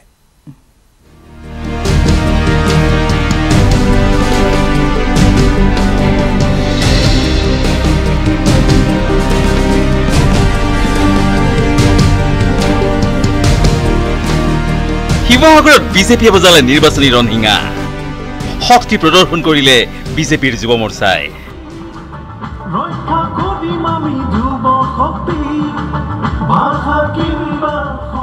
21ৰ নিৰ্বাচনলৈ সাজু হৈছে গেৰুৱা দল বিজেপি। ঐতিহ্যমণ্ডিত শিৱসাগৰ ONGC কলনীৰ ডক্টৰ ভূপেন হাজৰিকা মুকলি মঞ্চত নিৰ্বাচনী ৰণহিঙা বজালে বিজেপিৰ যুৱ শক্তিয়ে। ভাৰতীয় জনতা যুৱ মৰ্চাৰ সভাপতিৰ দায়িত্ব দ্বিতীয়বাৰলৈ লোৱা অনুপ বৰ্মনৰ নেতৃত্বত প্ৰথমখন কাৰ্যনিৰ্বাহকত বিজেপিৰ যুৱ শক্তিয়ে পণ ল'লে পুনৰ চৰকাৰ গঠনৰ।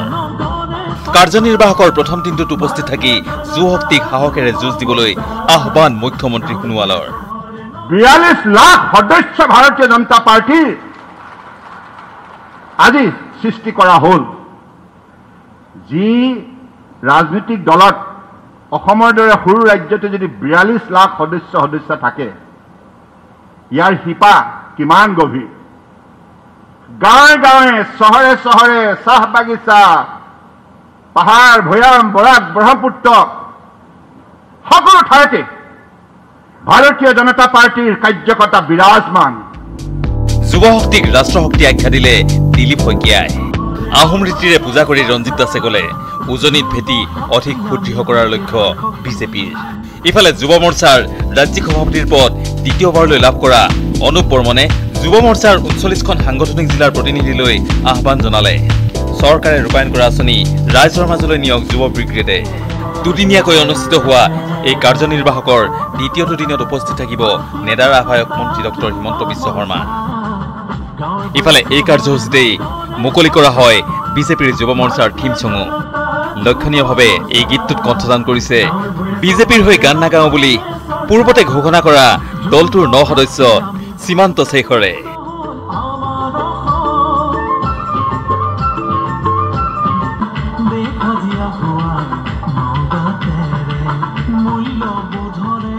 জয়জ্যোতি গগৈৰ সহযোগত সঞ্জয় বৰাৰ সৈতে Raju Barua, news 18 Assam North east.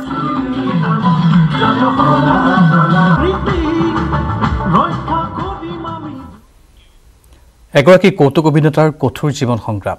অসমীয়া আৰু বলিউডৰ ছবি জগতত দুটা দশক ধৰি কাম কৰা অভিনেতাগৰাকীয়ে এতিয়া পেটৰ তাৰণাত কাটিছে আনৰ দাড়ি চলি। কিন্তু কোন এইগৰাকী অভিনেতাৰ কৰুণ কাহিনী?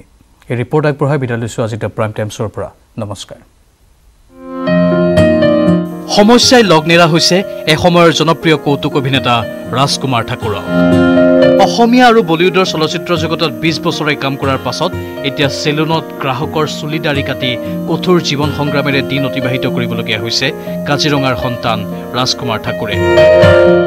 অভিনয় আৰম্ভ কৰিছোঁ আমাৰ গাঁৱৰ পৰাই, নৱজ্যোতি শিল্পী সমাজ বুলি আমাৰ গাঁৱত আছে নাট্য দল এটা, তাৰ পৰাই আৰম্ভ হৈছে। তাৰপিছত তাৰ পৰা বোকাঘাটৰ পৰা গুৱাহাটীৰ পৰা বম্বে, এই 20 বছৰীয়া যাত্ৰা এইটো। অসমত মোৰ প্ৰথম ছবি আছিল জুন্দা ইমান গুণ্ডা। তাৰপিছত কেইবাখনো কৰিলোঁ, ৰামধেনু, অচিন চিনাকি, এনেধৰণে চন্দু, এনেধৰণৰ আছে কেইবাখনো চিনেমা কৰিলোঁ। অসম বম্বেত কৰিলোঁ, বম্বেত যথেষ্টখিনি কাম কৰিলোঁ, 5খনমান চিনেমা তাত কাম কৰিছোঁ। মেৰিট এনিমেল, অনুৰাগ কাশ্যপৰ পৰিচালনাত আছিল ৰমন ৰাঘৱ, সেইখনৰ কাম কৰিলোঁ। কিন্তু দুৰ্ভাগ্যবশতঃ মোৰ স্বাস্থ্যজনিত কাৰণত মই উভতি আহিবলগীয়া হ'ল আৰু আহি পেলাই মই অলপ পৰি যাবলগীয়া হ'ল। যোৱা 20 বছৰ অসমীয়া আৰু বলিউডৰ ছবি জগতত কাম কৰি স্বাস্থ্যজনিত কাৰণত কাজিৰঙালৈ উভতি আহি এইখন চেলুন খুলি লয় তেওঁ। ইয়াৰ পাছতে চেলুনৰ পৰা 2 এটকা সাঁচি আৰু কাজিৰঙাবাসী ৰাইজে দিয়া কিছু টকাৰে কাজিৰঙাত এখন থিয়েটাৰ আশ্ৰম খুলিছিল শিল্পীগৰাকীয়ে। কিন্তু এতিয়া কৰোণাসৃষ্ট পৰিৱেশৰ বাবে বন্ধ হৈ পৰিল থিয়েটাৰ আশ্ৰমখন। অভিনেতাগৰাকীয়ে ইয়াৰ পূৰ্বে চৰকাৰী পক্ষকো বাৰম্বাৰ আবেদন জনাই ভাগৰি পৰিছে। ইয়াৰ মাজতে ৰাজকুমাৰে কয় যে সাংস্কৃতিক মন্ত্ৰীয়ে আমাক হত্যা কৰিছে। সাংস্কৃতিক মন্ত্ৰী বিভাগ এটা আছে, বিভাগটো কিয় মানে চৰকাৰে বনাইছে আৰু তেওঁলোকৰ দায়িত্ব কি মোৰ জানিব মন যায়। তাৰমানে আজি অসমত চাওক, ডিচেম্বৰৰ পৰা কা আন্দোলন আৰম্ভ হৈছে, কা আন্দোলনৰ পৰা প্ৰায় কাম স্থগিত হৈছে। তাৰপিছত কৰোণা, এতিয়ালৈকে প্ৰায় 9-10 মাহেই হ'ল চাগে, একো উপাৰ্জনৰ পথ নাই আমাৰ শিল্পীসকলৰ।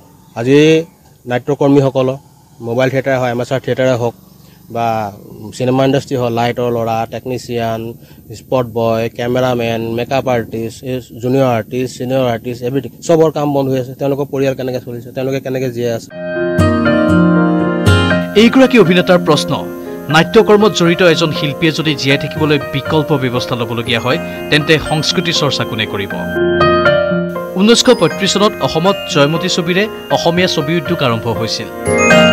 একে সময়তে মুম্বাইতো আৰম্ভ হৈছিল চিনেমা। কিন্তু মুম্বাই আজি চলচ্চিত্ৰ উদ্যোগৰ কেন্দ্ৰবিন্দু হ'ল। কিন্তু অসম এতিয়াও ইমান পিছ পৰি থকাৰ কাৰণ কি বুলি প্ৰশ্ন ৰাজকুমাৰৰ। কাজিৰঙাৰ পৰা বিতুপন বৰাৰ report, news 18 Assam North east.